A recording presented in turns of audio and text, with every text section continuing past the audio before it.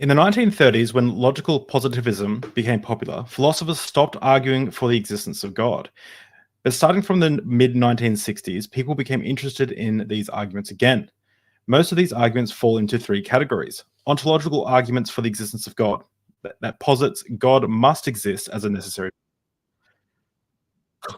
Cosmological arguments for the existence of God, which posits that God exists as a causal agent of the universe, and teleological arguments for the existence of God, which posits the existence of God as a designer of complex functionality in the natural world, which looks designed.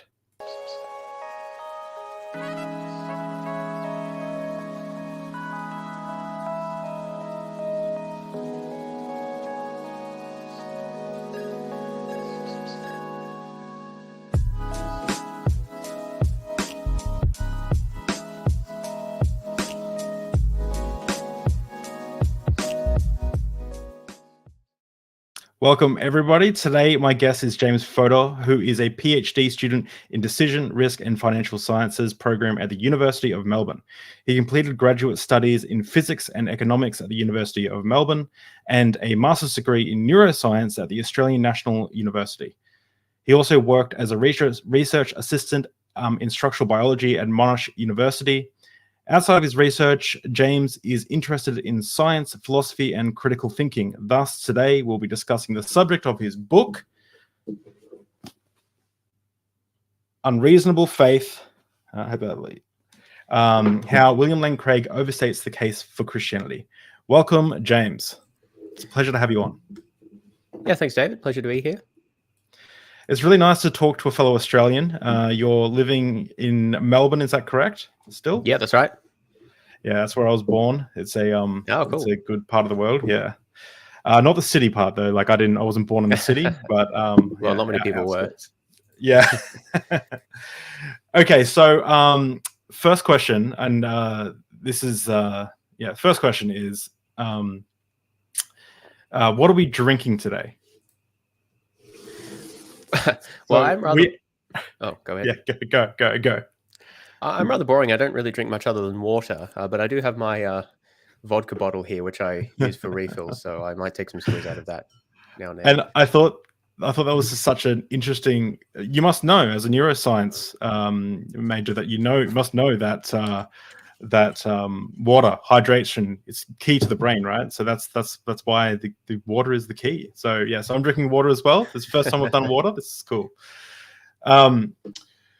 So I was wondering if you could run us through the Kalam and give us like the best faith interpretation of William Lane Craig's Kalam cosmological argument, which is probably the most famous argument for the existence of God, would you say? Or are there more famous ones?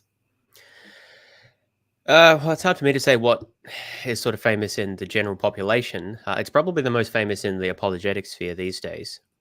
Mm-hmm. So is it and your book is, I got this the other day and like it arrived the other day and I was like, this is so thick. I was hoping to be able to get through it, but it is like it is dense and it's like you've really put in the work. How long did it take you to write this down, like to formulate this argument? I mean, I think about a year spent actually writing. There was plenty of time spent before then developing different ideas, particularly the resurrection component. That took a lot of research. The Kalam also took a lot of reading because Craig's written a lot about the Kalam and related issues, and a lot of that writing. You think my book is long? Some of those are much longer and much, I think, harder to read. So, yeah, I mean, a year for the actual writing, but overall project was several years. I don't even know exactly how to put markers on that. Do you think that you're probably the most researched in William Lane? Like you've watched the most William Lane Craig out of anyone possibly in existence? Not in terms of watch, because I haven't watched all of his debates. I've watched many of them, but there are some people who like he has particularly Christian following, right? Who watch like literally all of his debates. Yeah. In terms of having read his apologetics, I haven't read as much of his theology. He's written a fair bit of theology, but in terms of his apologetics, I probably read the large majority of that. There's a lot of repetition, so I haven't, again, literally read every bit. But it's probably up there, yes. And this is the first book that systematically addresses Craig's apologetic. So there are books that have addressed parts of it, but there's not been a book that addresses all of it. So in that sense, it's the most comprehensive. Mm. So I've never been hugely impressed with the Kalam cosmological argument myself. My background, obviously, I used to be a fundamentalist Christian, and now I'm not. However, I don't necessarily get the sense that it's a very strong argument. However, I'm also not a philosopher. So I was wondering if you could just lead us down what the Kalam says, and then why maybe people are convinced of it, and then we can go into why you're not convinced of it. Does that sound good? Yeah, sure. So the Kalam is an argument that attempts to establish only that the universe has a cause. So this is something that Craig points out a lot during debates, is that the argument, at least in the narrow version or the strict form, doesn't actually establish that God exists. What Craig usually then does is he sort of adds on one or two extra premises to get to the existence of God. So I usually like to talk about what I call the extended Kalam, which is not a phrase that Craig uses. It's my own terminology. But I just like to include all the elements that actually get you to God, because that's really why anyone cares about the argument. So if I talk about it in that way, the argument has, 3 to 4 premises, depending on what you want to include. But the main ones are that the universe began to exist. Everything that begins to exist has a cause. And if the universe had a cause, that cause must be a personal being. And so from those, Craig concludes that the universe was caused by a personal being, and he identifies that with God. So that's essentially the argument. And in defense of the first premise, that the universe began to exist, Craig appeals to 2 different lines of argument. He appeals to philosophical arguments, and he appeals to scientific arguments. We can talk about some of those in a moment. In terms of the second premise, that everything that begins to exist has a cause, he largely appeals to sort of the intuitive idea that, things can't happen without a reason or a cause, and you can't just have like universes popping into being and things like that. He has less to say about that premise, but he appeals mostly to intuition there. And in terms of premise 3 about that if the universe did have a cause, it must be a personal cause, he has 2 lines of argument for that. One is basically that, well, it can't be material and it can't be an abstract object, because abstract objects can't cause things. And it can't be material because then it would be part of the universe, but the universe can't cause itself. And so he says that the only thing left is a personal cause. So it's kind of by a process of elimination. He has another argument as well, which relates to the alleged unique powers of libertarian agents, so like disembodied agents, to cause things without themselves having a cause of that action. So that's the general thrust of how Craig gets to the conclusion. Now, one of the reasons that fundamentally I don't think it's a good argument is because in order to defend all of those premises, he needs to invoke a whole bunch of extra assumptions, which become progressively more sort of complicated and intricate the more you dig down into it, which is what I do in my book, obviously. And I think that it's pretty much impossible for Craig to defend all of the positions that he wants to, because there are internal inconsistencies that I draw out in my discussion between the defenses that he wants to give of one premise versus another premise. Part of those relate to the philosophy of time, which maybe we can talk about a bit more, that he needs to assume. I would love to talk about that, because I knew a little. That's the one area that I knew a little bit about because of a previous episode on Deep Drinks. I had someone come and talk about their PhD, and they're doing a Mark Granado. He's doing a PhD on kind of the arguments around time in the with A theory and B theory, and like the history of that. Super interesting. I didn't know anything about that until we had the conversation. But Russell, I posted this on the Myth Vision podcast Facebook community page, and Russell Miles said, a book, wouldn't a paragraph and a half be way too much to address the Kalam?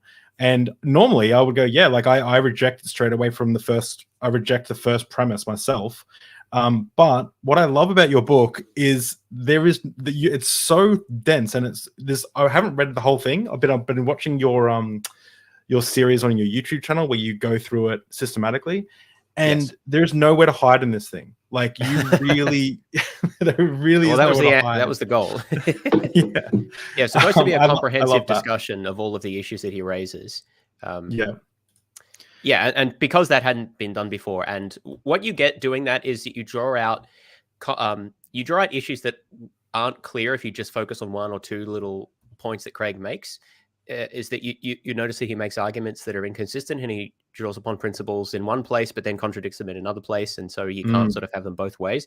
That's what I think one of the major weaknesses of the Kalam is that it does actually have a lot. It's quite complex. Now, this is a reason why it's attracted a lot of philosophical interest, is because it does have many different avenues or implications. Like, it relates to philosophy of time, philosophy of causation, quantum mechanics, philosophy of philosophy of space or time, like the origins of the universe, and it relates to philosophy of mind in terms of like intentional action and agency and things like that. So that makes it philosophically rich and interesting to discuss, but it makes it worse as an argument, because the more sort of pillars that your argument depends on, the weaker it is. Because remember, this is a deductive argument, or at least that's the way it's typically phrased. So you knock out one pillar. I guess pillar is not really the best analogy, right? Because multiple pillars will support the same structure, and the more pillars you have, the better. But it's actually the other way around in a deductive argument. You only need to knock out one, and the whole argument is defeated, because you need all of the pillars to for the deduction to follow. Yeah. In terms of your earlier point about whether one paragraph is not enough, I think, this is one area where I differ from a lot of atheists. I mean, you could say one word. In a sense, you could say one word is sufficient. You could just say no, right? You could just disagree with the conclusion, right? But the question is what your objective is. I mean, psychologically, one can not accept any claim that anyone gives you, irrespective of what they say. And if your only objective is to express your disagreement, then one word is sufficient. If your objective is to engage with the reasons given, and ideally to sort of present in a sort of a systematic and fair-minded way why you think that they've gone wrong, and also potentially to persuade other people, then I think that it does take quite a bit more than one paragraph to discuss the Kalam. I don't think it does take a whole book, though, because the Kalam is only one section of my book. So I think my discussion of the Kalam is about 100 pages. Now, you could probably condense it a bit, but I think it probably takes about a chapter at least to deal with the Kalam. What I'm kind of shocked by as well is there's not much fluff in this. Like, how some books, like they're quite fluffy. This gets right to the point. It's very systematic. So I mean, so when it comes to so you kind of open this book talking about time, right? Talking about the A theory and B theory, or how it's phrased is tensed and tenseless. Which one is more cringe, A theory or B theory? What are you? Are you a B theorist or an A theorist? Well, I find A theory and B theory, the labels, is kind of cringe. That's why I don't use them in my book. Actually, originally I did, because that's what Craig uses. Craig has 4 books on the philosophy of time, and each of them is very long and boring, and very hard to read. So I've read most of 3 of them. I think one is more theological, I didn't focus on. But anyway, I try to incorporate the discussion of those in that section of the chapter. And anyway, one is called the A theory of time, one is called the B theory of time, and the other one is, the other two. One is about relativity and time, and then one is theology and time. Those aren't the titles, but that's what they're about. Anyway, so Craig uses A and B theory as labels. I find those very unhelpful, because they're not in any way connected to the content of the theories. It's just labels that I can't remember who came up with them initially. Tensed and tenseless theories aren't great names, but at least they're slightly descriptive, so that's why I prefer those. I should emphasize that technically tensed and tenseless aren't the same as A and B, but they're close enough so that I don't think that we need to make any distinction here. Now, personally, I think that the tenseless, or the B theory of time, is the correct one, and I think that essentially that is supported by, I think there's philosophical arguments, but I think the definitive evidence is scientific, that the special, and especially the general theory of relativity, I think essentially, if you interpret it realistically, like in terms of scientific realism, if you lean towards that, then I think that you should conclude that they support the tenseless or the B theory. And that's a problem for Craig, because Craig, as he said himself a number of times, is an atheist, or he's what he calls a presentist. So that's a form of the tensed theory of time. He thinks that only the present exists, and he thinks that that's essential for the Kalam to succeed. So if you can show that presentism is wrong, then the Kalam doesn't even get a starting point. The reason this is relevant, by the way, is because if you recall, the first premise is the universe began to exist. And that word began is critical there, because this is actually fascinating. I think I mentioned this in the book. Craig wrote his initial work on this was his PhD thesis. It was which he published. I think it's just called the Kalam cosmological argument, and he doesn't discuss philosophy of time at all in that book. And Craig has said elsewhere, I think I cite this in my book, that he said that it was only after he published his thesis that someone brought to his attention the whole A versus B theory issue, right? The whole philosophy of time point. And Craig says that he wasn't really familiar with this beforehand, and he sort of just intuitively assumed an A theory of time. So the way I interpret this, which I think is fair given what Craig has said, is that Craig wrote his Kalam cosmological argument, and it got some attention in the philosophical space or apologetic space. And then he sort of realized that there was this gaping hole in it, which is that if you reject the A theory of time or reject presentism, then you can just sidestep both of his premises because they presuppose this particular view of time. So then what he did is he spent years going back and basically trying to substantiate or defend his particular view of time. That's why he wrote these 4 books, right? And but the issue is this doesn't get discussed much in popular debates. There's hardly any debates where this even gets mentioned. I think maybe Sean Carroll, it comes up briefly, but for the most part, he's able to skirt around this because most people aren't aware of this. And even many philosophers who discuss the Kalam with him on this don't bring up this point about the theory of time. But I think it's actually critical, and that's why I start the book off with this, because I think it's foundational to everything that comes afterwards. Yeah, that's so. Yeah, to me, I look at premise 1 and go, the universe began to exist. I'm like, I don't even know if I can answer that question. Like, you've studied physics, right? I have no idea. You know, I think maybe you can correct me if I'm wrong, but we have no idea what happened, or even if the word happened before the singularity is even a sensical terminology. Like, in many ways, when it comes to the Big Bang Theory and like the expansion of the early universe, we've got theories and concepts, but we don't have like a definitive answer yet about like why things expanded from the singularity, or I guess the reasons for that. So the first premise for me as a layman is just, I don't know. Like, I don't know if the universe began to exist. I don't know if it always did exist. You know, I don't know if like before the singularity there was an infinite regress of universes that expanded and collapsed. And so, yeah, what are your thoughts on my layman's rejection of that first premise? Yeah, well, just linking it back to the discussion about philosophy of time, I think there's a bigger problem for Craig, which is that unless you accept presentism, nothing begins to exist in the sense that Craig means it. So Craig seems to, well, not seems to, I mean, he discusses exactly what he means by begins to exist, but he means it in a kind of sense of literally things or perhaps intervals of time. He's not always clear about exactly what specifically, but things don't exist, and then they come into being, and that's the present, and then they go out of existence again. And, you know, like the next part of time or moment of time or interval of time comes into being. So there's a sort of succession of realizations of different parts of reality, or like times in reality. The thing is, and that's what he means by begin to exist. So the universe began to exist in a sort of absolute sense. And unless you accept presentism, not only does the universe not begin to exist, nothing begins to exist like that. Basically, the tenseless theorist of time thinks that time is like space. There's over here and there's over there, but there's no absolute beginning, just as there's no like absolute sense in which one side of my room is like absolutely to the left of the other. It's to the left relative to some frame of reference, right? But it's just one part is over here and one part is over there. It's not like one part is more real than the other or something. Likewise, it's earlier and later than times exist, but no one of them is more real or less real than the other. So according to this view, the beginning of the universe is just as real as now, right? It's just it exists sort of over there at a different part of time, and that's so we don't experience it now because we exist at this part of time. So nothing really begins to exist in the way that Craig means it, and so that's a bigger problem even before you talk about the beginning of the universe itself. And that's why the first part of the chapter is addresses what reasons does Craig give for thinking that presentism is true, and how do we evaluate those. And then the next section is where I turn to the specific premises. Okay, let's just grant Craig his presentism now. What can we say about the universe? Does the universe begin to exist? And I essentially agree with you that the best answer is we don't know.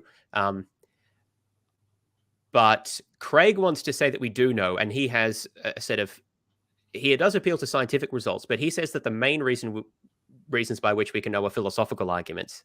And so those consist mainly of a series of thought experiments which attempt to show that either an actual infinity cannot exist. So Hilbert's Hotel is one of these. Maybe we could talk about that if you want. And then there's others that attempt to show that irrespective of whether actual infinities can exist, you can't have an infinite succession of events. So the past must terminate at some finite distance sort of before the present. And that would be the beginning of the universe. So it's got two lines of argument, which are basically built on thought experiments. Yeah, it's the Hilbert's Hotel thing always gets me as well, because I might be philosophically lazy with this, but my perspective on Hilbert's Hotel and the idea of infinity is very much a hands up in it. I don't think anyone can understand infinity. I think it's not, we can't rationally contain it within our brain other than to kind of describe it, but we can't actually, as soon as we've gotten there, when we think we've understood infinity, there's we're missing something, where there's more to be found, if that makes sense. Maybe I'm saying this. Have you heard about the monkeys and the typewriter thought experiment? Yeah. So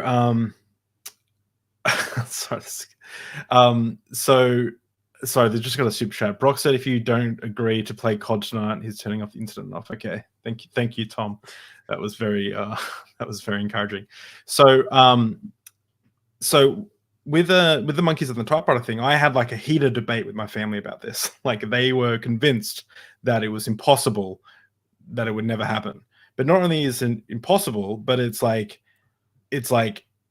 proven in the premise, right? Because the infinity kind of works it out. It can't not happen. But well, I think if you have infinite monkeys, right, and typing on infinite typewriters, and Craig's going to say that's impossible. Really? Not just physically impossible, but metaphysically impossible. So in any possible universe, you can't have an actual infinity. That's what he says. Yeah, you see, maybe that's why my family didn't accept it. Well, maybe. Because, I don't know. Well, hang on, and please excuse me as I just go off on random thoughts. But wouldn't that also, because one of the other arguments for the existence of God, which are quoted by the same apologist, is that you think of God, and the thought of God is a perfect being, and then so a perfect being would be even better than the thought of God, who's a perfect being, therefore God exists, right? Yeah, so that sounds like the ontological argument. Yeah, so William Lane Craig would have to reject that then, because an infinite God.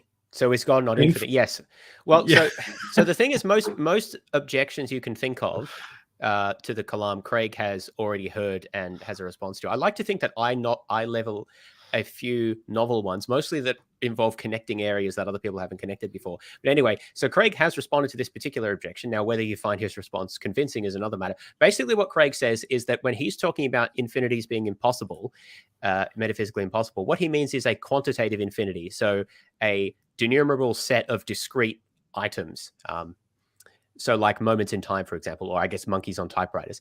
Now, when Christians say that God is infinite, they don't mean that God has infinite things inside him, or some infinite set or something. They mean they mean it in the sense that he doesn't have any limits. He's unbounded, or he's maximal in some sense. Now, I don't actually think this works, right? Maybe that works in some ways, but there's one specific sense in which you can show that doesn't work, in my opinion, and that is God's knowledge. So, for example, you could ask the question, how many prime numbers does God know? Seems like the answer has to be infinite, right? Because there can't be there's no highest prime number, and surely God knows all the prime numbers, of which there are infinite. Yeah. And so you can say for each prime number, there is some kind of fact that God is aware of or knows that corresponds to, that prime number. And it seems like there's an infinite number of those. So in order to get around that, Craig just kind of has to say, well, God doesn't have propositional knowledge. He just sort of knows things in a non-propositional way. It's not really clear what that can mean. I mean, he still knows an infinite number of facts, right? So Yeah. The point I want to make with that little example is that it only took a few steps to get to the point where, in order to defend his claim, Craig has to say that God's knowledge is non-propositional. And already I'm scratching my head wondering, how does that work? Like, what is a non-propositional knowledge? Do we even know what such a thing is like for a God to have? And does it make sense for him to have non-propositional knowledge about things that seem to be discrete items, like this prime number and that prime number?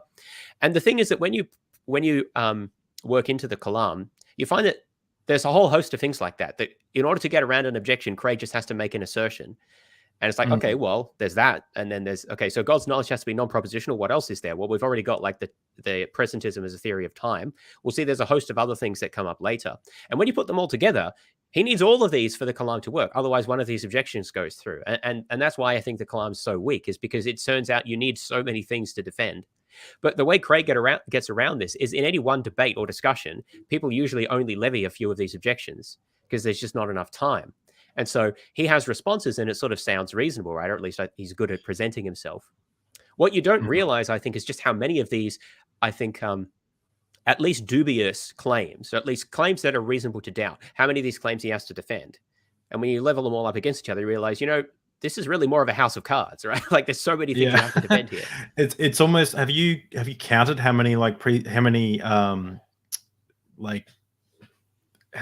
that he has to I think I might have said something about, I think I might, I mean, it depends how you individuate them, right? I think I discussed this in the conclusion of the chapter. I can't remember the exact number. It's at least, so there's at least, there's the philosophy of time, then there's he has to adopt a particular interpretation of relativity theory. He needs to make at least one or two assumptions about the nature of God's mind and causation. Then there's some assumptions about the nature of infinity that go in there, and then the impossibility of there being anything that's temporal but comes from a non-temporal state. We can talk more about that. So there's that one. I think there's a couple. I think it's at least 8 to 10 major, relatively independent assumptions from memory, and that span across a wide area of philosophy. And remember, this is only one argument for the existence of God. It's not like that these assumptions undergird different arguments. They all undergird just one argument. And I contend that it's just not, because he needs all of these, and they're all, I think, questionable. To say that they're all probably true is just not really, I think, very reasonable. Or at least it's extremely reasonable for someone like me to identify these and say, look, on the basis of this, I don't buy it, right? That's why I don't believe it. I saw a tweet from our friend, Captain Christianity. When I say friend, have you actually spoken to Cameron before? Cameron Bertuzzi? Yeah, Bertuzzi. No, I think he's, I don't know if I should say this. I think his approach is to pretend that I don't exist. Because we've had some indirect interactions, but I've never spoken with him. No, he's spoken with Nathan, who I've obviously done work with. Yeah, I'm the same. I've asked him to come on Deep Drinks a few times. I don't think I have any amazing arguments or anything, but I think his position is definitely to only platform people who make the argument for Christianity look really good. He's tweeted at me a couple of times, when I've said some stuff on Twitter about I said an all-powerful God shouldn't need to rest on the seventh day, and then he got real angry at that. But he said something that bothered me, not bothered me, but he's so good at trolling people on Twitter. And one of the things he said was it's like a meme about there's no evidence for the existence of God, and then it had a list of all these arguments on Kalam. Yeah, I think I've seen that. Yeah. And you just and I was like, if only you'd come on to Deep Drinks to discuss these. I'd love to chat to you about any of these reasons to believe in God. And just a random aside, because it seems to me that no apologist actually arrives at their belief system because of these arguments. They arrive there because they grew up Christian, they got off drugs as a Christian or a Muslim or whatever. They had some experience, and then they're like, Big Bang cosmology kind of demolishes the 7-day Adam and Eve account. Maybe I'm gonna go find how I can fit this together, and then they go looking for the evidence post hoc. But it's not fair for us to just sit here and talk about the ridiculousness of apologists. So I want to actually flip the script a little bit, just for a random aside, and just ask you, what is your worldview? Do you have a belief in God? where do you think we came from? What is the purpose of life? Do you have like a elevator pitch for where you kind of stand? Well, I'm actually working on this at the moment in the form of a second book, which will discuss or outline a positive worldview for a form of naturalism. Yeah, so I'm an atheist. Now, I don't think atheism is a worldview, although theists sometimes say that it is. To me, atheism is just the denial or rejection of the existence of God. It itself is not a worldview. Naturalism, metaphysical naturalism, I think, is a worldview, or at least a class of worldviews. So when I say I'm a naturalist, what I mean by that is that I don't believe in anything outside of the physical/material world. Some people distinguish physical and material. I just use them pretty much the same. So I believe that everything that exists is ultimately a product of the interaction of, I guess you could say, fundamental particles, electrons and quarks and that sort of thing, interacting in various complicated ways. Now, that doesn't mean that, for example, there's no such thing as morality or minds or free will or meaning in life. It just means that these things can be ultimately reduced in terms of their their parts, or what grounds them. This is a term philosophers like to talk about. What grounds these things is ultimately bottoms out in physical states of affairs and their interactions. Now, this is distinct from many worldviews, theistic worldviews, for example, as well as other worldviews which postulate some sort of fundamental mind or spirit substance that undergirds reality, or even philosophies like Hinduism, which are not necessarily theistic, but think that there's some kind of some kind of stuff that underpins reality that's maybe not a mind, but not sort of purely physical either, and karma and the Brahman and other things like that. So I reject all sorts of worldviews that have those sorts of components, and I think my ultimate reason for that is I think that we can account for everything that we need to in the world, all the phenomena that we sort of experience. We can account for all of that quite well, just in terms of grounding it in physical states of affairs. And that's what I'm sort of working on in my new book, about sort of showing how that works, looking at phenomena that theists often use to say, we need more than the mere physical, like the mind or morality and things like that. But because I don't think that you need to postulate anything extra, then I think, it's not necessary, so just leave it out. Plus, I also think that these other worldviews entail a lot of difficulties accounting for these new processes or substances that they introduce, which you can just avoid if you don't believe in them. Yeah, I'm pretty much exactly on the same page as you in regards to that. How do you account for something like consciousness personally? Someone has studied neuroscience. Yeah, well, that's often regarded as the most difficult thing for solve it for me, James. Just tell me the answer. To account for. Yeah, well, I mean, discussing that does probably require a book, or at least a section of a book. So I tend to think of, so if by consciousness what we mean here as what's sometimes called qualia, so this means a phenomenal state, so a state that it's something to be like. There's an experiential component of it, like people often point to like the redness of a rose or something like that, or it could be smells and sounds and other things like that. Something that it has an experiential quality to it that we think that minds have, but computers or trees presumably or rocks don't have, right? So I follow an approach that's fairly popular in philosophy these days, but certainly not universal, called representationalism. And basically this says that qualia are representational states. So the idea is that when we have a phenomenal experience, like that redness of the rose, what that is that's kind of a first-person viewpoint, or first-person kind of way of experiencing what it is that experience is representing. So from an external point of view, you might be able to track the activity in my brain and sort of correlate that to what I'm seeing. But to the third person observer, that's just going to look like certain physical correlations, or I guess statistical correlations of physical states. It's not going to feel like anything. The idea of the representationalism is that there's kind of this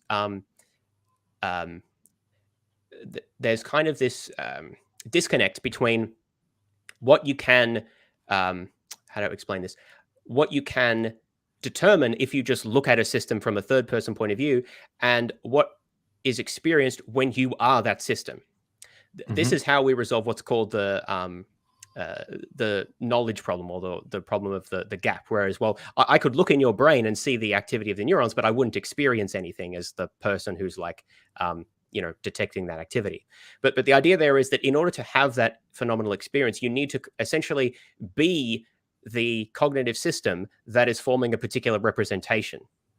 So a third person observer isn't that system, right? There's some other system. They're a different brain. Then they're not your brain. So you basically need to be that system in order to gain access to the what it is like. So there's no ontological, there's nothing ontologically new there. So there's no like fundamental new substance or stuff that produces consciousness or anything. It's just that we are limited beings, and so that we can't get access to what it is like to be a particular state just by describing it from a third person point of view. So there's a sort of a cognitive limitation there. And what consciousness ultimately is a certain type of representation. So consciousness has a function in that sense. It reduces a phenomenal state to a sort of functional state, a state that does some work by representing something in the world.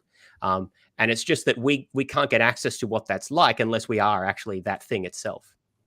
It probably isn't a very satisfying answer because I haven't done the work to sort of set up the principles there. But this idea of representationalism, I think, is quite powerful, and I think gives the materialist a lot of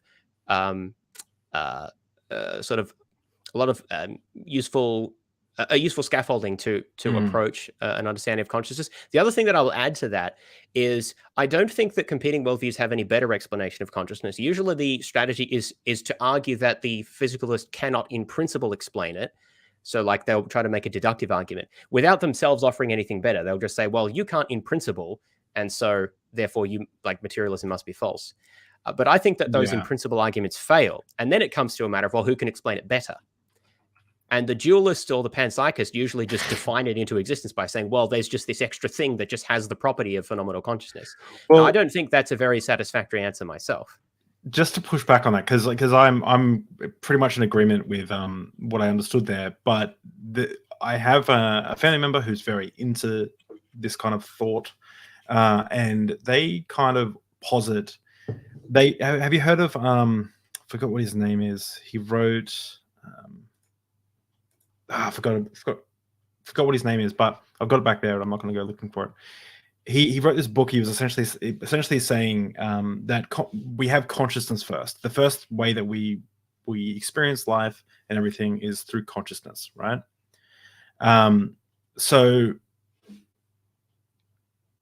the material world is unjustified because it only reveals itself to us through consciousness. Does that make sense? Is this Bernardo Kastrup? Who's that? Sorry. Oh, well, he's an idealist, so it sounds like the sort of thing that he argues, although maybe it's not him specifically. But yeah, so I mean, this is an idealist argument. Rupert Spira. It's Rupert Spira. No, so sorry, it's not him. But what was I saying? Yeah, so this is an idealist argument that what we have direct access to is the world of ideas, or like perceptions and thoughts and so forth, and then anything beyond that is sort of inferential.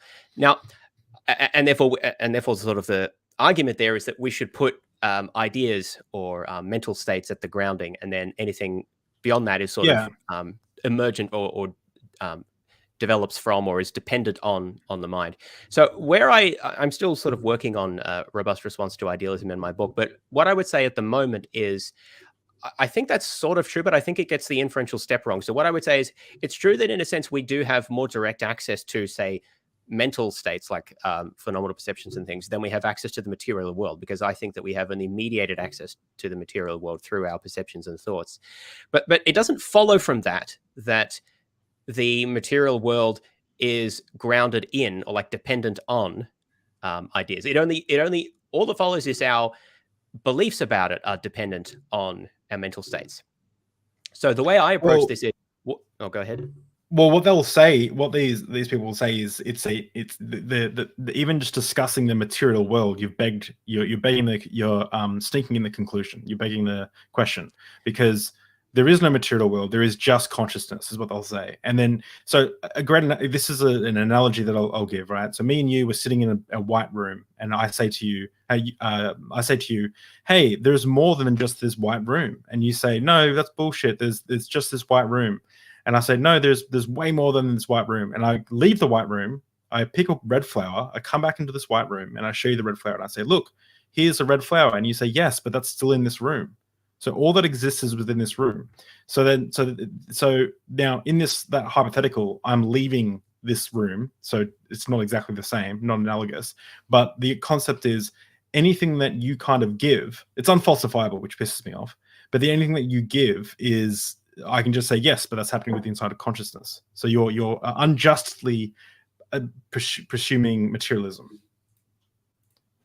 Yeah, I don't see how that's a presumption, right? So the claim is that the mental world is well, either it's the claim that it's foundational, perhaps that it's all that there is. Those aren't quite the same statement. I suppose, yeah, if you're an idealist, you would probably say that it's all that there is. But either way, now, an alternative explanation is that the mental world is not all that there is some other facet to reality. So merely raising that as an explanatory alternative is not question begging. It's only question begging if, in defense of that, I sort of presuppose my view in some way. But I don't see how it is, because the claim is that, well, and this is what I was going to say before. I think one question that arises when we seek to explain our perceptions and thoughts and so forth is, why are they the way that they are? Why do they have structure and regularity and features and so forth that they do? And in my view, the best explanation of that is to postulate a material world that obeys in accordance with obeys certain laws or has certain regularities to it, that all different minds are interact with, and they interact with each other through their connection with that physical material world. That's a postulate about the structure of reality, which is made in order to account for the phenomena that we experience, or the aspects of phenomenal consciousness and thoughts and memories and so forth that we experience. I think that idealists struggle to give any account as to why it is that our perceptions, memories, and thoughts are the way that they are, without accounting for some kind of structured regularity that stands behind it. Now, they could maintain that structured regularity is still something mental. Perhaps it's in the mind of God, for example, or it's also some sort of shared constructed dream or something like that. But I feel that that's just very hand-wavy, and that the materialist has a very coherent alternative, which is provided by science, which I can ultimately point to fundamental particles, how they behave, force fields and interactions and so forth, and state that actually this is the fundamental substrate of reality. And then all of our thoughts and perceptions are actually grounded ultimately in that. So that's an alternative proposal that accounts for, I think, the same phenomena ultimately, and I think it does so in a more successful way. I'm a little bit of and I'll get your thoughts on this, but I'm a little bit of a determinist myself. I believe if I drive a stake through my head, my brain will stop working. If I take Valium, I'll feel relaxed. If I take an antidepressant, if I'm depressed, I'll likely become not depressed. If I exercise, I'll feel good. Does anyone disagree with those? Well, yeah, most people agree with those. Yeah, I think most people agree with those, but most people don't accept that the universe is deterministic. Do you think the universe is deterministic? Well, before I answer that question, I'm curious as to why you say that, because previously you'd expressed a lot of agnosticism about things like whether the universe began to exist, or the nature of time, I think, as well. How can you be so sure that the universe is deterministic? Because I myself would say that I'm not sure. Oh, really? Well, let me educate you here, James. No, this is. I'm not saying you shouldn't think that. I'm just sort of curious as to why. No. Yeah. So when I look at like the decisions, well, okay, maybe I'll soften my language a little bit. I think that free will doesn't exist. I don't know if we're in a deterministic universe, but I feel like free will doesn't exist on a fundamental level. I believe it's an illusion, and we will get back to the Kalam, I promise. But what I'm kind of getting at is, I think that if you imagine like a rock, right, and a hill, right, and there's a rock on top of the hill, you push the rock down the hill, it rolls down the hill, and hits a certain spot. If you know every single variable of that rock and the hill and everything, the friction, the temperature, the speed, the velocity, all that stuff, you can predict with 100% certainty where that rock is going to land 100% of the time. Like, you could run that experiment a billion times over and it would never change. This is kind of not. I know that there's some quantum randomness and stuff like that, but just without dealing with quantum mechanics just yet, we can predict where it's going to land 100% of the time. So I think that our brains are just a much more complicated version of a rock and a hill. And I believe the universe that we're in is a much more complicated version of that. So the environment that we're in, everything is like, I don't have agency in that. Like, I can't take like a mass amount of something that's going to make me unconscious and then fight it off. Like I can't just will it to, I'm trapped by the physical limitations of my brain. I can't just choose to fly. I'm trapped in the physical body that I'm currently in, right? Like I'm stuck with the limitations of biology, and biology is what seems to make is what seems to drive the processes that build the stuff that's going on in my body. So I therefore believe that that's where its consciousness is coming from, and decisions as well. Yeah, so I agree with that, and that's sort of the view of reality that I articulated or sketched when I mentioned naturalism. What I would say, though, is that it doesn't follow from that we don't have free will, although it does depend on what you mean by free will, of course, like many things. So Yeah. there's a form of free will called libertarian free will or libertarian agency, which I think is the form of free will that you're referring to, which is the idea that that at least some of our decisions, and maybe all of them, are ultimately generated without any antecedent causes. So, or in other words, regardless of what the antecedent set of causes are in your brain and body and the environment, you could still choose to A or to B, even with the exact same physical set of causes and the exact same initial state. And I agree that we do not have that type of free will. Most physicalists reject that type of free will, although there are some who think that it's still defendable, but I don't think that it is. But that's not the only type of free will that's on the table. Well, can you rephrase that for me? So you don't think it's possible? Like, so if I have point A and point B, like if I have option A and option B, right? option A and option B, do you believe that I'm always going to choose one option? Like there's never I don't have free agency to choose which option I want to choose, right? Well, you got to be careful there. Like, what do you mean by free? Like free in what sense? So I'm kind of So there's a sense in which this is often discussed, so the ability to do otherwise. And what this means is that in the exact same physical configuration, so imagine if all the atoms, well, in the extreme case, put all of the subatomic particles in the entire universe in the same configuration, does the same result play out in the same way every time? Or do you always choose left or do you always choose right? Let's assume there's no genuine randomness for the sake of argument, because genuine randomness doesn't really get you free agency, because randomness isn't free choice. At least most people think that. So putting that to the side, if in the exact same physical configuration you always choose the same option and could never do anything else, then you don't have the ability to do otherwise. If you think the ability to do otherwise in the exact same physical condition is required for free will, as libertarians do, then you will typically think that materialism and free will are incompatible. And so that seems to be what you're articulating. What I say is we don't need that to have free will. That's an erroneous requirement. Okay, interesting. Of course, you could always just say, well, I define free will to be this particular way. And, that's kind of boring.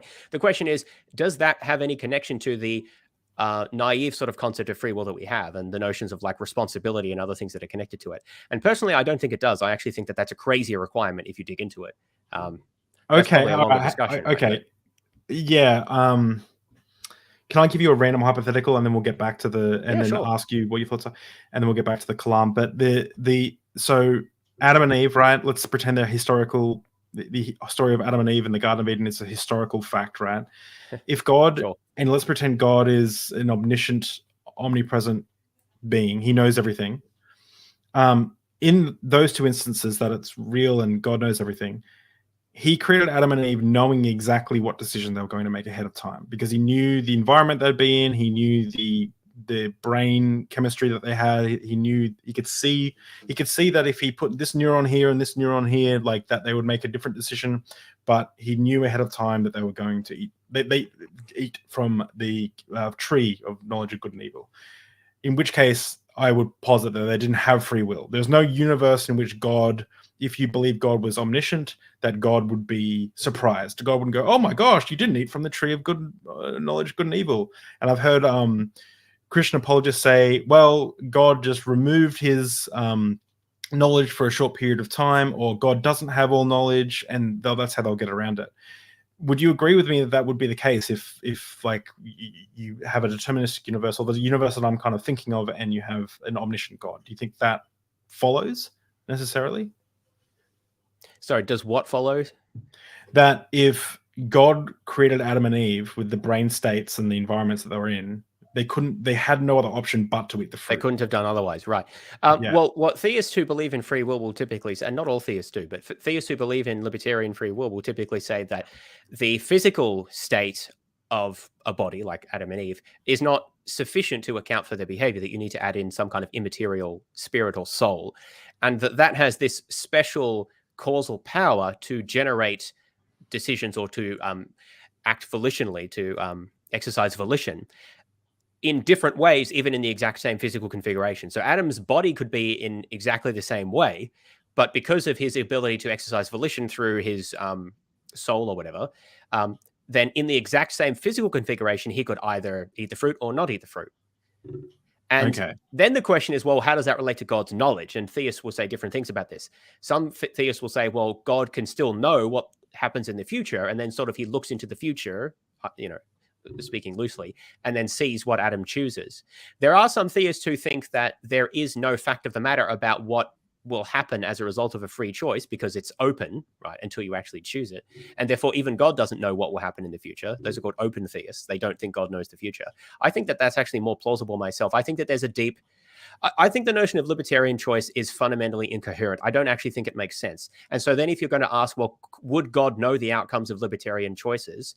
I think you just get into you get tied in knots because the underlying notion you're working with is sort of doesn't make sense. But perhaps I'm wrong about that. And you could make sense of the idea that God knows the outcome. But yeah, so theists disagree with each other there, so it's a bit hard to nail them down to a specific thing.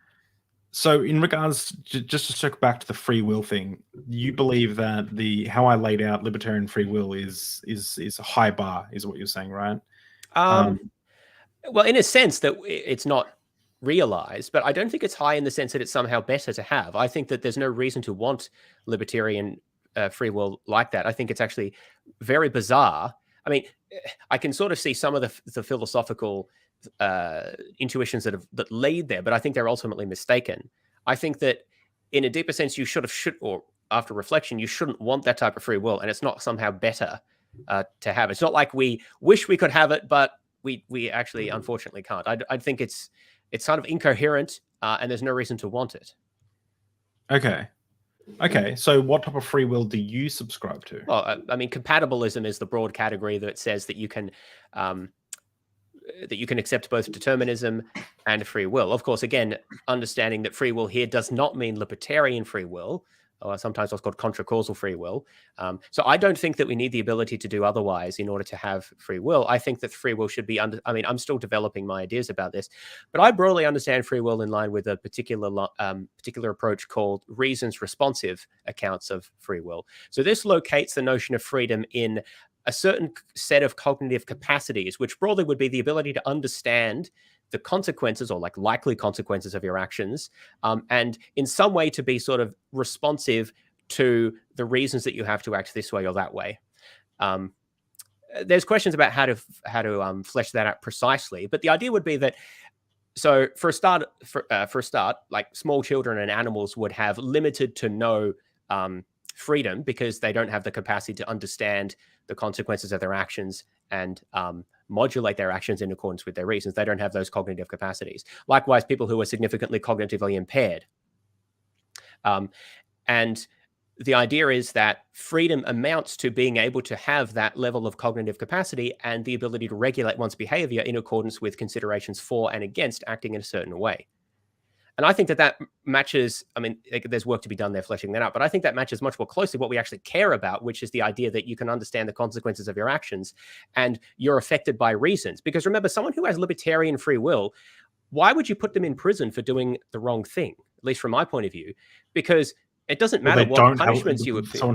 No, imagine libertarian free will was real, right? And then you say, well, we can punish people then because they're responsible for their actions. But why punish them? Because the whole point of libertarian agency is it doesn't matter what deterrents you put in place. They can still choose to do A or to do B, right? They still always have that decision.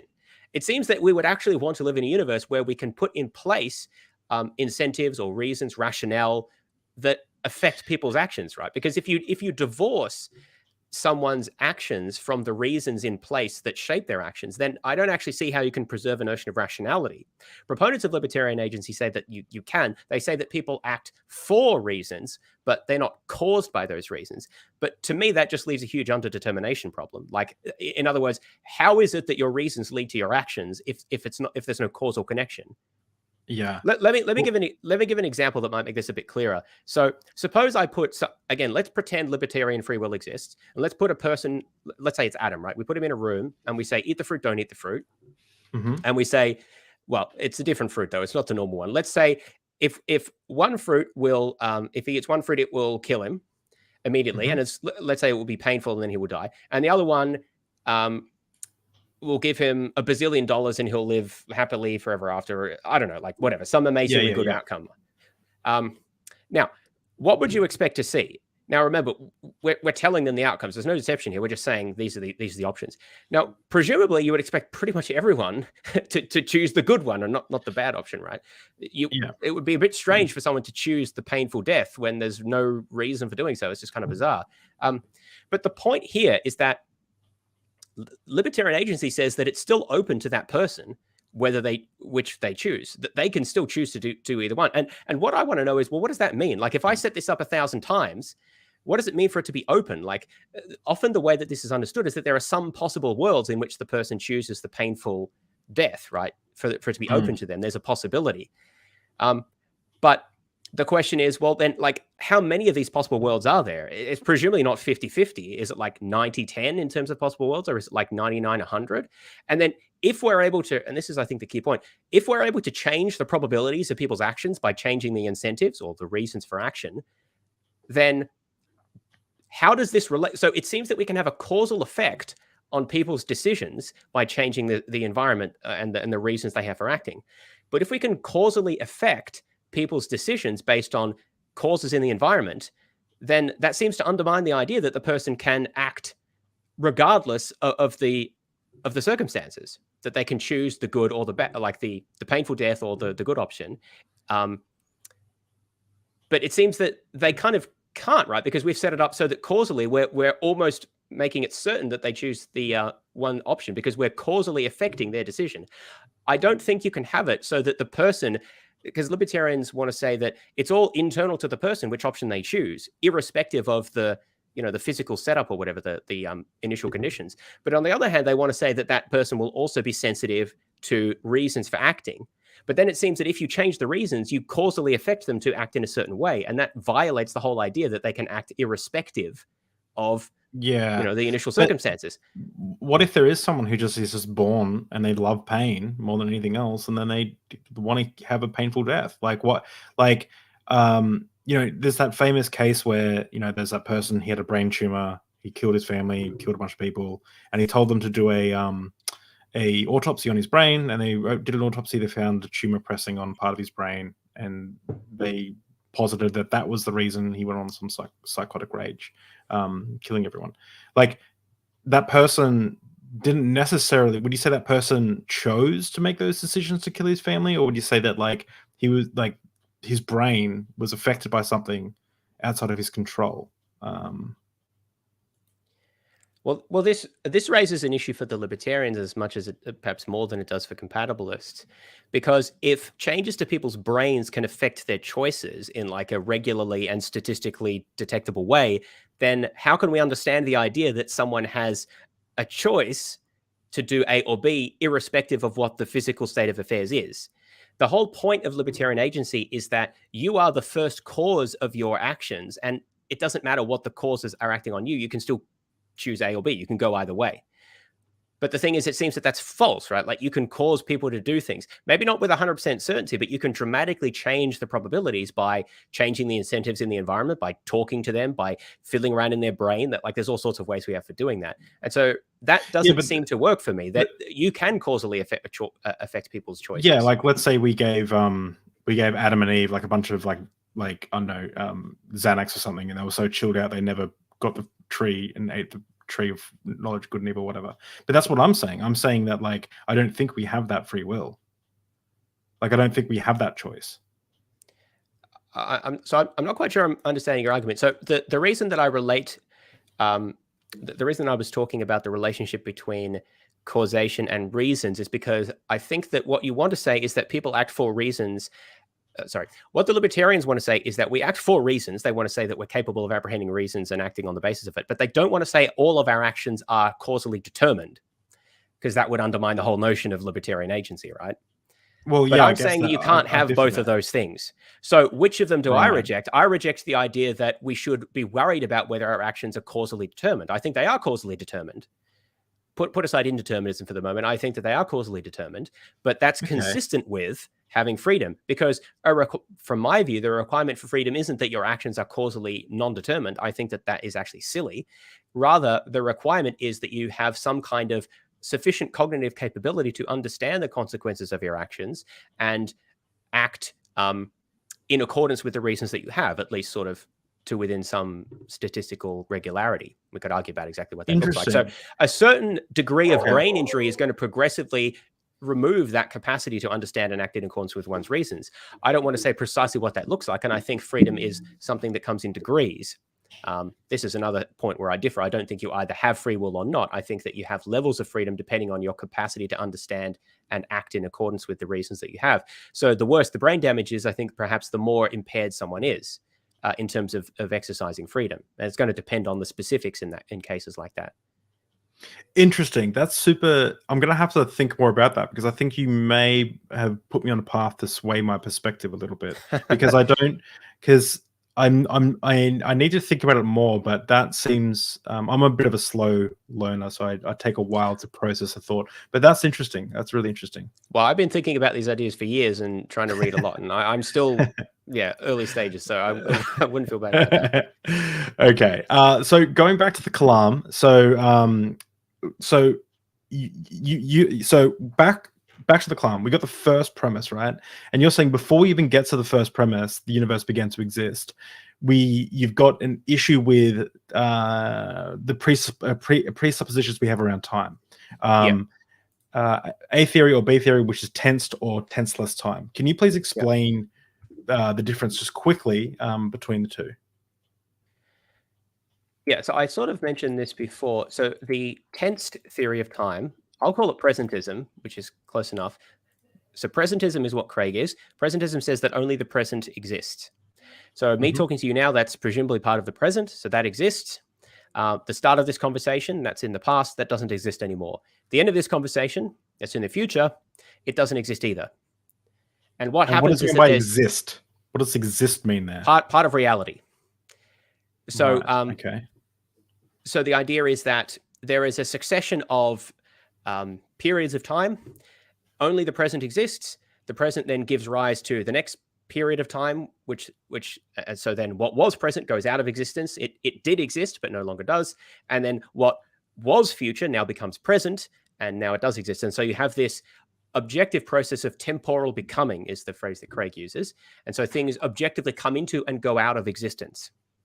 Right. That's what the presentist thinks, and that's what Craig thinks, and that's what Craig thinks you need for the Kalam to work.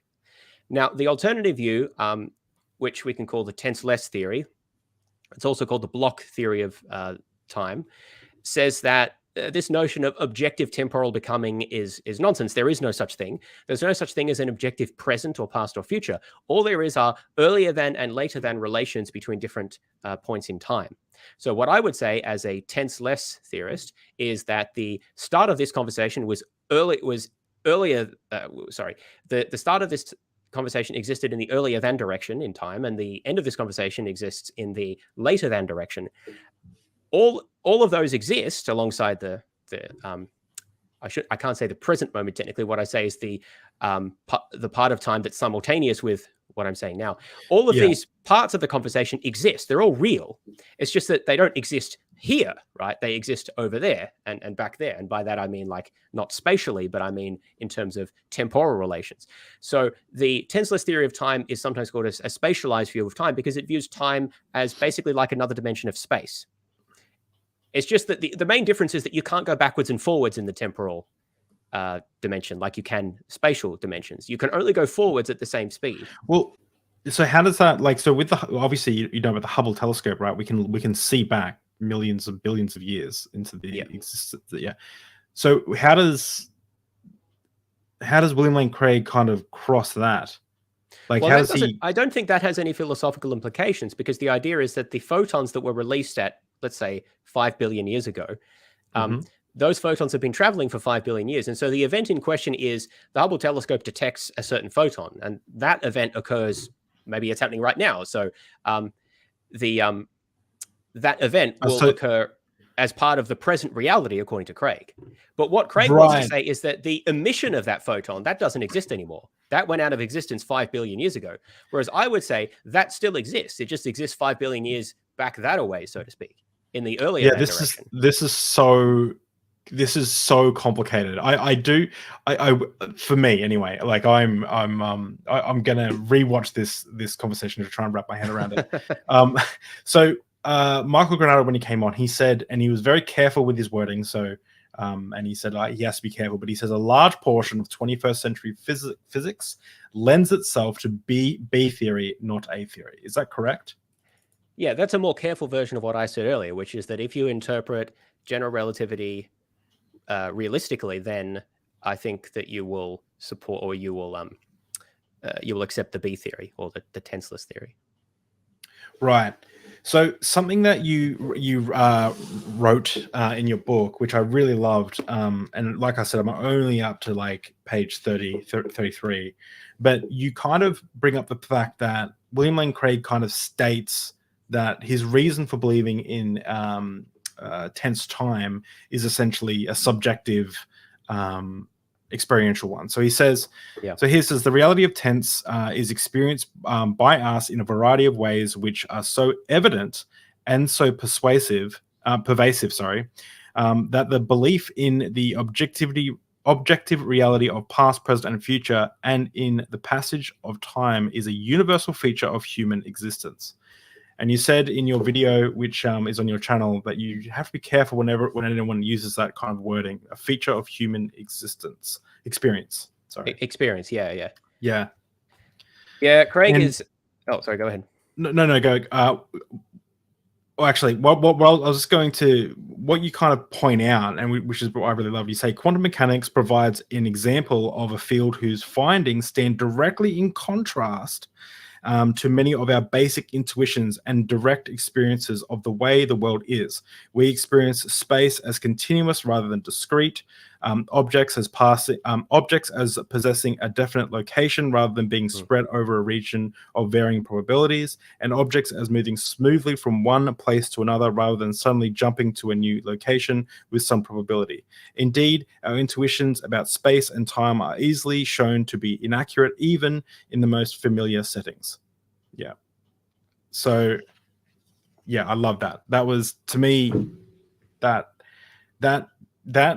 I guess that to me, in that sentence, you kind of described the whole prospect of kind of the whole, even the debate around the scientific method and like subjective experience that someone might experience in like a temple or a church or something, right? Where they have this experience, they make some conclusions based off this experience. Like for me, I used to speak in tongues, and I was part of a Pentecostal church, right? So I used to have these experiences, and I'd draw conclusions from these experiences. But you know, I had it's completely the polar opposite of how like the scientific method works and how we like make determinations on the universe that we live in. Yeah. So what were you saying? Sorry, before I cut you off. Well, this is the issue with Craig, is that in fact, if you look throughout so remember I talked about how Craig needs to make quite a lot of assumptions in order for to defend his premises for the Kalam to work. Almost all of these premises, in fact, I'm trying to think if there are any exceptions. I don't think there are. Basically, all of these things that he needs to assume, he has various arguments defending them. But in all cases, the primary, and he thinks the most significant argument in favor of them, is just that it's intuitively obvious. So he appeals to his own personal experience and intuition repeatedly throughout all of his arguments. And this isn't really surprising, because Craig has been very open about the fact that this is his real reason for being a Christian in the first place, his own subjective experience of the Holy Spirit. And he says that that's the real reason that he's a Christian, the primary reason, and that even if all of his arguments failed and were shown to fail, and even if there were many arguments that he couldn't refute for atheism, then he would still be a Christian because of these experiential, these experiences that he's had. So this shouldn't come as a surprise, but I do think that it's important to know this when addressing Craig's philosophical arguments, is because at the base of pretty much all of them, there's going to be an appeal to his own intuition / personal, his own interpretation of his experience is the way I would say it. Although he usually universalizes that. So he says that the way everyone experiences things is the way he does. And I don't accept that. So he says it's about the nature of time, the notion of like libertarian agency, the concepts of infinity. He says that it's obvious that infinities can't exist. He says this about the notion of causation, like it's obvious that things can't come into being without a cause. So he appeals to his own experience and his own intuitions here a lot, and I just don't accept that those are reliable. I mean, you gave a quote from the book where I sort of give one reason for thinking that we should regard such intuitions or interpretations of our experience as highly suspect, because we know that even with things that are fairly familiar, like space and ordinary objects, that we can be wildly inaccurate in intuitions about their sort of underlying nature. Our intuitions are really only suited, and interpreting our experiences only really suited to everyday types of tasks with sort of every ordinary sized objects and fairly narrow range of experience. Once you move beyond that, I think that they become extremely unreliable and shouldn't be trusted.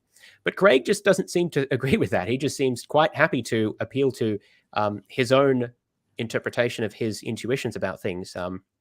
And that's just really interesting to me. Illusion? Yeah, I mean, the usual response is to say, well, yeah, sure, sometimes our perceptions can be mistaken, but that's an unusual case, and most of the time they're reliable. That's the usual response, and I just think that that's sort of factually wrong. It depends on what the reference class is that you're looking at, right? If you say, well, what about recognizing ordinary objects that people are familiar with in good lighting when people are sober and so forth?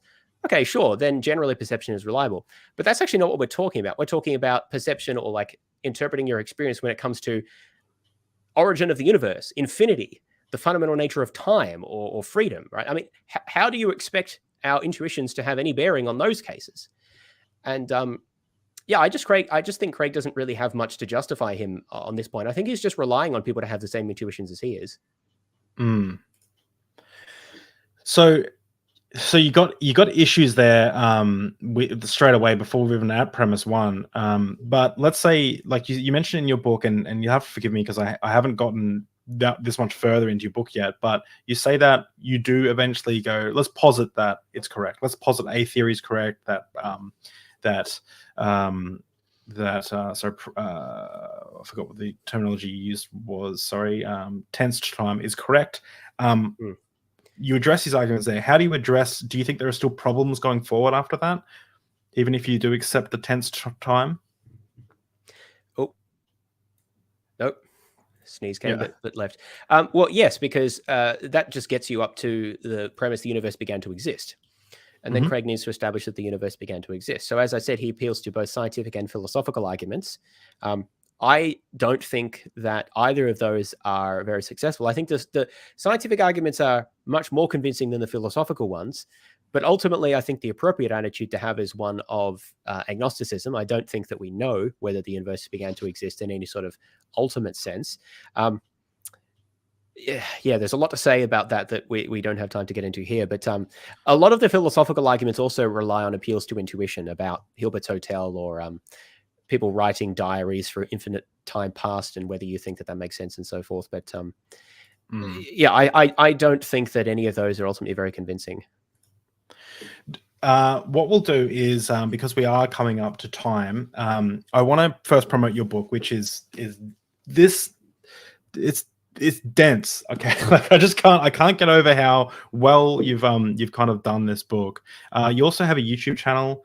I want to kind of promote this, promote some stuff, and then we'll go to another question. But check out the book on Amazon, and the link is in the description. And you also have a podcast that you've been doing for how many years did you say?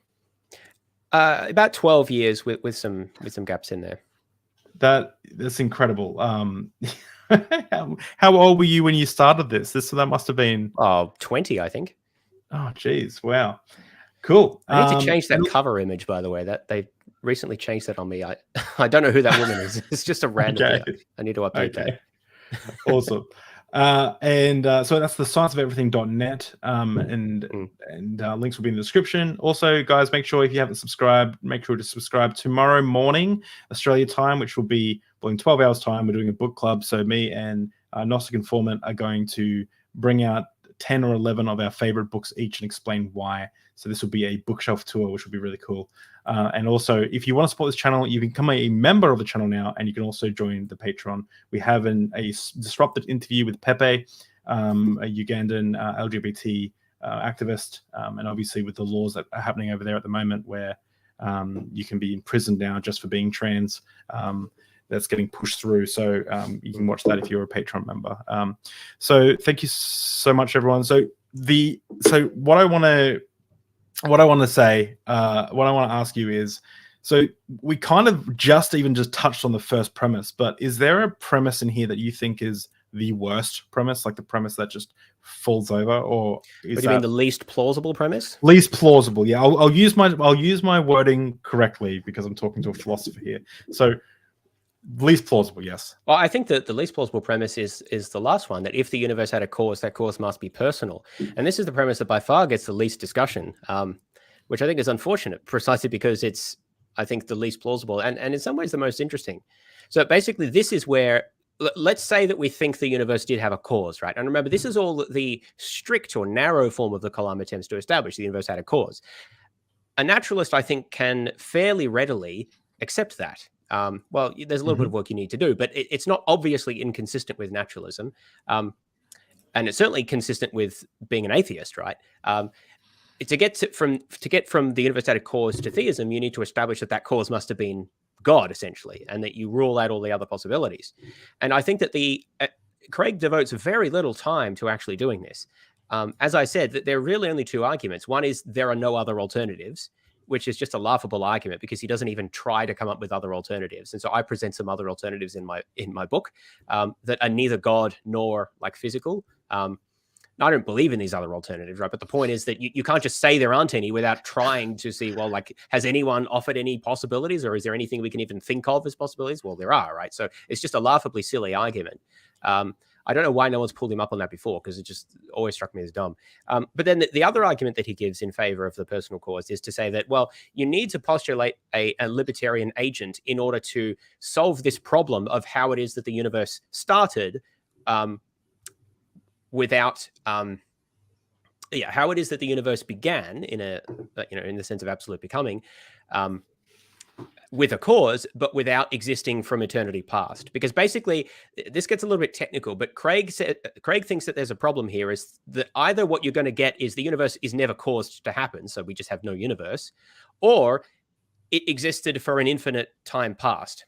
Because basically, whatever the cause was, well, the idea is, why did it sort of wait a while? I have to put wait in quotes there because it's not like it waited through time. But why if the cause was eternal, why did the cause not give rise to the effect, with the effect coexisting eternally with the cause? And that's the issue that Craig wants to present. So he wants to say, well, the cause of the universe can't be something that began to exist, because then you'd ask, well, what caused that to begin to exist? And then that gives you a regress. So then it seems that the cause must be eternal, or at least like existing outside of time. But if the cause exists outside of time, then how is it that you get a universe that just began a finite time in the past? He thinks that if you have an eternal cause, you must have an eternal effect. And so he presents this problem here. Well, how is it that the universe was caused, but was caused to begin a finite time in the past? And he says the answer to this is, well, it must be a libertarian agent which exercised its volition to just bring about the universe. And he goes into some more detail about why he thinks that that's a solution. But yeah, I just think that this is entirely a pseudo problem. All you have to do, even if you buy into everything else that he says, is simply say, well, yeah, whatever it is that caused the universe has a special causal power where it can give rise to a temporal universe. This is exactly what Craig thinks, right? He thinks that God is such a being, but all you have to deny is that this special cause of the universe is a personal agent. there's just no inconsistency there. Craig is just sort of assuming that you have no imagination and you're accepting his word when he says it has to be a personal agent. Well, no. It can just have a special type of causal power. We're postulating an entity that exists outside of time, which has a causal power of bringing about the initial state of the universe from an atemporal state. You can postulate that as an explanatory entity, and it's better than what Craig does, because what Craig does is postulates an entity with this special power. In addition, it has all other powers. It's omniscient, and it's omnipotent, and it's omnibenevolent. It's got all of these other things as well. Whereas, in fact, that's not necessary at all. All that you need to postulate is an entity that has just the sufficient power to bring about the initial state of the universe. Anything beyond that is postulating more than is needed. It's excessive. And therefore, I think it's not a good argument. I feel like those who like the Kalam are people who have already bought into their positions, and the people who would like to criticize it kind of get to the first, like they think it's so easy to criticize, they don't put as much work into it that you have.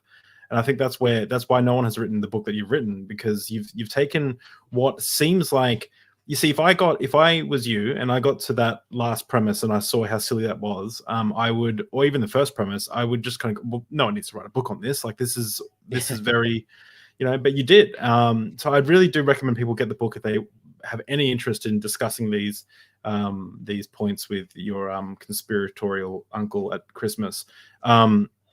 Well, I think that's the problem, right? Because the more sensible people like you, who don't spend all this time on these arcane points, just sort of, don't necessarily give it that much time. And what that does is it leaves, for the most part, the people who just sort of find this stuff intuitive for whatever reason, like Craig does, or who basically just sort of wants to believe or are pre-committed to believe in the conclusion for various reasons. Yeah. And so give the argument mostly a free pass. I don't want to say that all theists are like that, but I think there are theists like that. And therefore, it's kind of an echo chamber where everyone's sort of saying, oh, isn't this such a great argument, or it's so persuasive, or you can't get around the Kalam. You see these sorts of discussions. But I think that it's there are many aspects of the Kalam that aren't that hard to, some of them get a bit technical, philosophy of time and, general relativity. But some of these points, like, well, if there was a cause of the universe, it must be a god. Like, you only have to think about that for a few minutes to think, well, no, there's all sorts of things that could have caused the universe. I don't know what it was, but it doesn't have to be a god, right? It could be all sorts of things. You just need a little bit of imagination and to think through it for a few minutes. But it's surprising how that doesn't get raised a lot. And I think it's because, a lot of the people who engage with the argument do so in fairly stereotyped ways. Like they all start debating the Hilbert's Hotel, right? Which I think is less interesting than just jump straight to the point. Suppose the universe had a cause? Does it have to be God, or could it be something else? Yeah. And I sort of encourage that sort of more focused way of dealing with things. I do want to kind of shout out. I'm on. You would normally see that I've watched a few of your videos, but I'm on my other account. But you do. Where was it? You do these like 7-hour long videos, which is amazing. So that's the Bad Apologetics series. Oh, the Bad Apologetics series. So they're not on this channel. They're on Nathan's channel, Digital Gnosis. Oh, okay. You've got a 7-hour except for that one. Yeah, that was 500 one that we 500 arguments against Christianity, which is just amazing. But you had one where you're actually going through your book. So those have my book as the thumbnail. Oh, yes. That makes sense. So if you want to actually see you go through the book and you kind of explain things in greater detail, it's fantastic. I really believe people should go subscribe to your channel and listen to at least the first 2 videos and then see if you want to pick up the book. If you're still on the fence, but it's fantastic. 500 5-hour arguments. Yeah, it's amazing. So I don't want to get into Hilbert's Hotel because that'll consume the last 5 minutes that we have, but I do want to ask a few questions if sure. Of you. So with all the research that you've done, do you think William Lane Craig is a bad faith actor? I've got into trouble saying this before, and one of the reasons I don't like to talk about it so much is because I think it's more important to simply address the arguments than to speculate about his psychological state. That being said, we've spent most of the time talking about that since you've asked. I don't think that Craig is sort of entirely bad faith. I do think that he uses certain tactics / arguments in bad faith. I've debated about whether to try to put the evidence for this together in one video. And I just haven't been convinced that it's worth the time doing, because then people will just attack you for an ad hominem, whatever.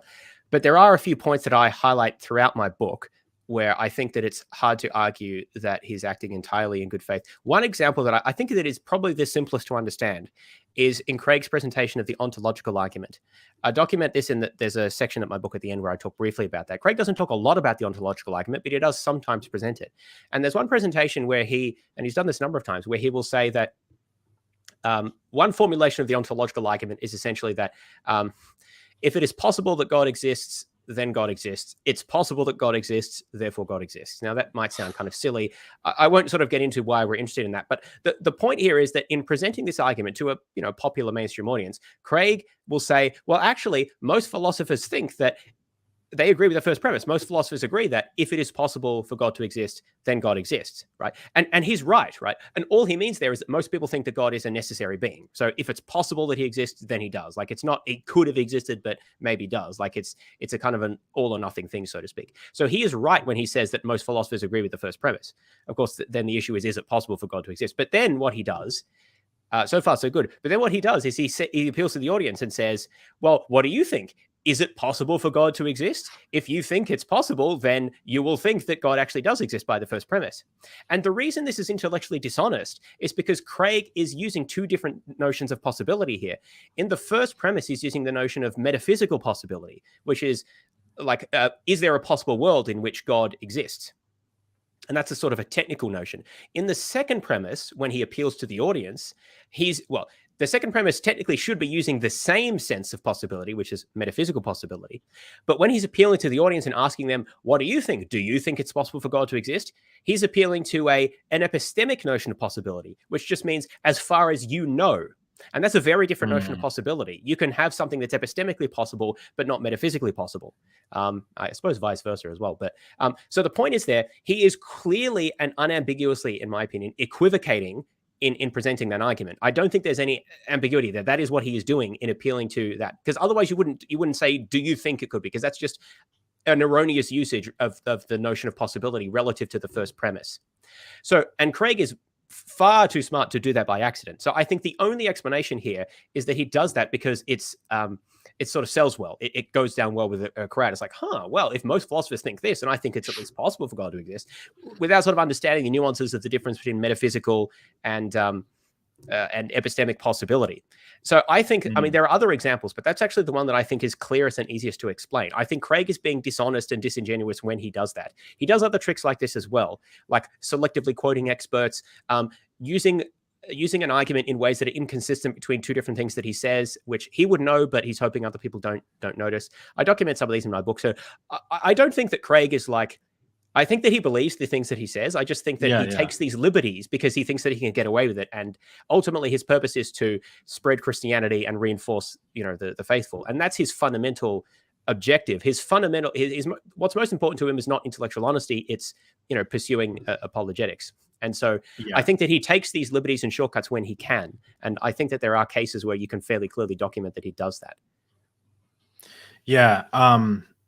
Of course, I should add to that. People who don't like that will make excuses to try to say, oh, well, he meant this, or, So you can, if you, I believe in being good faith in the way you interpret people, but there's always a limit, right? Like, you can always make up excuses to justify any behavior. But my opinion is, when you look at cases like that and others that I've seen, that the best explanation is that there are cases where Craig is dishonest in the way that he makes certain arguments or what he appeals to. Others may disagree based on their background, and that's fine, but that's my own opinion based on what I've read. Yeah.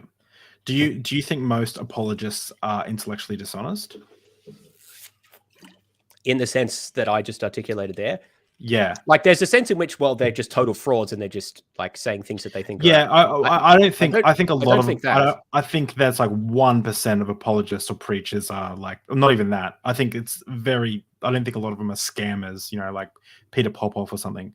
I think a lot of people believe what they believe, but they then twist it and lie about it and stuff like that. How many of those, like how you just described it, how many apologists do you think are dishonest? I think the majority, but it must be said that I think that that's true for popularizers of pretty much any ideology. So I don't actually have any data on whether atheist popularizers are like more intellectually or less intellectually. Sorry, I forget what I said. I don't know that atheist popularizers, I mean, there are not as many, right? But I don't know that they're actually more intellectually honest. I'd like to think that they are, but I don't actually have any data on that. I haven't looked into as much detail. I focus more on apologetics and countering that, so I see those. But I see a lot of bad arguments in atheist and rationalist spheres as well. It is very, like, it's very tempting to take rhetorical wins if you're in a debate with someone, and yeah, just be sloppy.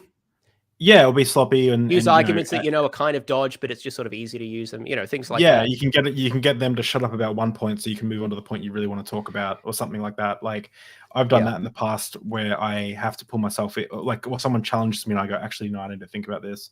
It's when you're in the heat of the moment too. So that was actually a pre-question to the question I wanted to ask, which was, who do you think is the most honest apologist that exists?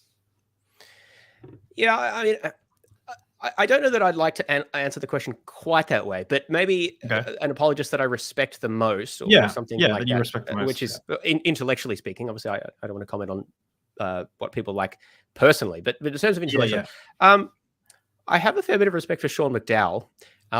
He does post some stuff that I think is a bit cringe, but I think he's more fair than a lot of other apologists that I've seen.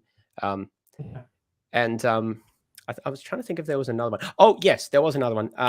What's his face? Mike Licona as well. I do have a fair bit of respect for him. One of the reasons is because he has actually gotten in trouble with his employer, or maybe former employer. I'm not quite sure. He got fired. He got fired. Yeah. Because he was raising some questions about one of their aspects of their what do they call it? The statement of faith that they have to sign.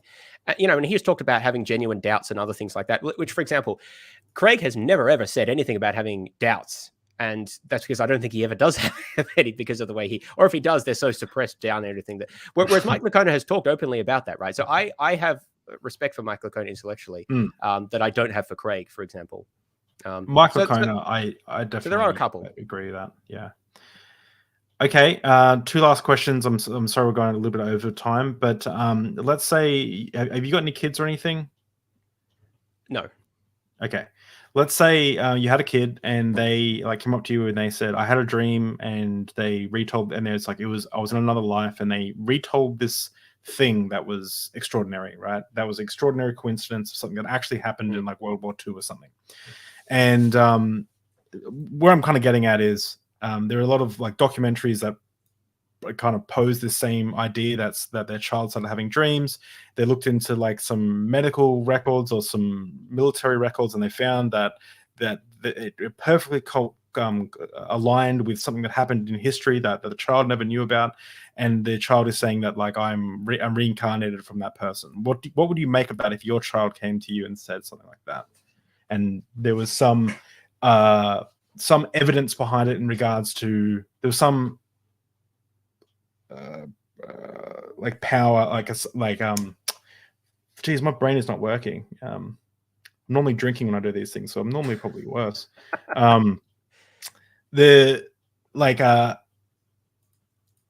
Explanatory power. Some explanatory power. So they go, I dreamed that I was in a plane. The plane's number was 1423XY.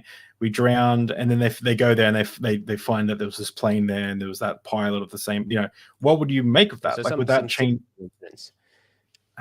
Yeah, it's incredible coincidence. Incredible coincidence. Well, I mean, I have investigated quite a few claims like that, not by people I know personally, but through interactions on the internet and cases that I've read about. In every single case that I have investigated in detail, and there would be dozens by now over the years, the reported facts are not the actual facts as far as they can be verified. And the actual facts lend themselves inevitably of more mundane explanations.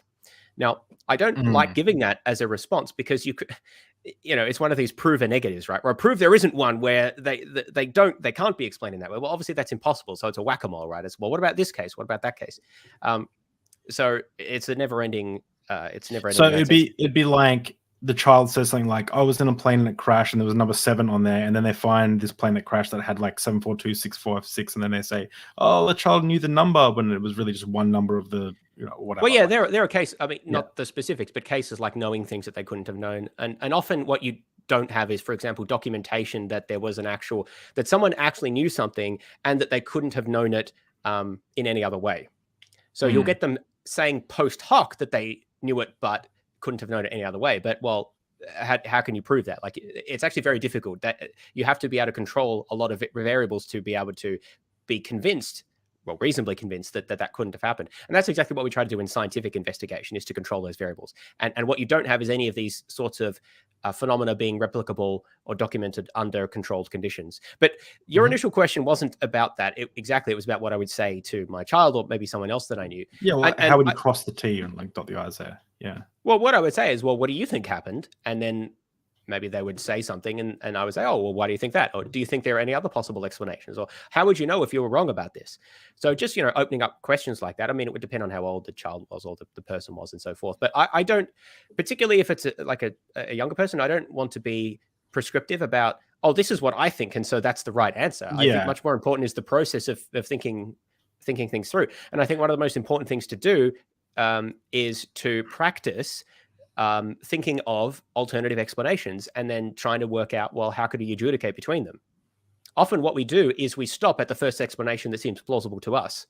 And that is a terrible epistemic practice. Everyone is guilty of this. I like to think that I'm better because I think about this a lot. And, I kind of autistic as well with these sorts of things, as illustrated by the book, for example. But everyone falls prey to this sometimes. And some people fall prey to it, I think, almost all the time, where it's the first thing that sort of satisfies their curiosity or that assuages their concerns or that fits their biases, whatever. They just accept that and they don't question it. Or they don't ask for competing explanations or seek out a different view. And I think that that's one of the most important things to foster. That's kind of why I wrote the book, in a sense, because I want theists to think more carefully about these sorts of arguments. And often they don't. They just sort of agree with what Craig says because, he's defending what they believe. But I also think a lot of atheists don't think about them too seriously either, because they sort of dismiss it as, oh, that's kind of silly. And even if they're kind of right that in some sense it is silly, like there's still substance there. There are still deep questions to be addressed about like time and freedom in the universe and stuff like that. And they can't all be dismissed by just saying it's silly. There's work to be done there. And so I sort of want to encourage, people from different perspectives to take seriously the arguments and address them on their merits. That's great. That's I like that. Last question. What, if anything, would change your mind on the God belief? About what specifically? The God belief. Oh, about theism. Yeah, I've thought about this. I mean, it really depends on the specifics of what theism we're talking about, like what particular belief. I think if we're talking about the traditional omni-God, I think the most important thing would be a resolution of the problem of evil, because I think that's the single, if you're assuming God is all good, if you're not assuming that, if you're assuming God is all good and all powerful, I should say, if we reject one of those two things, then this ceases to be a problem. But that's a part of the traditional notion of God. So if we keep those two things, I think that's the single biggest problem with that form of theism. And so that's not something where it's a question of evidence per se, although I suppose evidence could come to light that would help us to understand that, at least theoretically. But I think it's just a fundamental problem that keeps me away from that form of theism. And so some argument or evidence relating to that that helps a long way to resolve this would probably be the single biggest thing for me, but it wouldn't be sufficient by itself, because there are lots of reasons why I reject theism. So I don't think any single piece of evidence or argument would be sufficient. But in terms of blockers, that's probably the single biggest one. One thing I will say is that no personal experience, well, I can't necessarily say what would happen. No personal experience should convince me that God existed, like, if he appeared to me or did a miracle, because I don't think any certainly no singular experience or event like that would justify such a belief. In fact, even if we could replicate miracles like that, I think that it would be more plausible that they were caused by aliens than by a deity. So I think that evidence like that is not or should not be convincing. Are you a fan of Hume? Oh, very much so. Yes, he's my favorite philosopher. Okay. Though I certainly don't agree with everything he said, but I really like his approach. Yeah, it's the same. Have you read Hume's Abject Failure? I haven't read it. No, I've read a bit about it. Okay, I'd love to get your opinion on that, because I read it. Michael Jones suggested I read it. I read it, and I was, my brain is not big enough to understand what I was even kind of comprehending there, especially with the Bayesian analysis. I'll send you the PDF, but Yeah, I think get it your comes thoughts down on to it. interpreting what Hume was saying, which there is a lot of dispute about. And that's the sort of thing that I'm not really very interested in. Exegesis of dead philosophers just doesn't interest me that much, even though I do respect Hume a lot. Whether he was talking about like the likelihood or the posterior probability or whatever, like it's not of great interest to me. But yeah, it is of great interest to a lot of people. But many apologists seem to think that if they can refute Hume's argument against miracles, then that's like the strongest weapon in atheist arsenal, even though he wrote before Bayesianism was really developed and understood. Like, there are actually developments that have happened since then. We don't have to just rely on Hume, as good as he was. Yeah, Anyway. exactly. Well, thank you so much, James, for coming on. It's been an absolute pleasure. Guys, make sure you go check out his book and his YouTube channel and his podcast. It's really, really good stuff. I'm going to leave everyone with a trailer for a panel that we're doing in April on purity culture horror stories. So we'll see you there. Peace, guys.